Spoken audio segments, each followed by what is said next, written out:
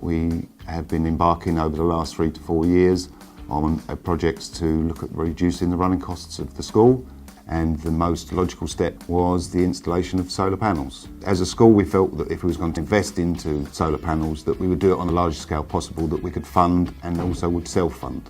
We have already seen the data that is being collected is available throughout the school. The portal can be used as a learning aid, particularly for science and technology, and also in business and maths. So within Northfleet School for Girls, we have a group of students that work on projects for eco.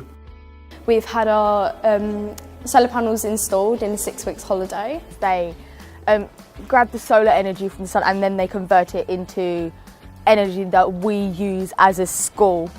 If we generate a lot on a really nice sunny day, then we will sell the extra energy we make to the national grid. It's a big step in the right way because it's a commitment which takes time and money.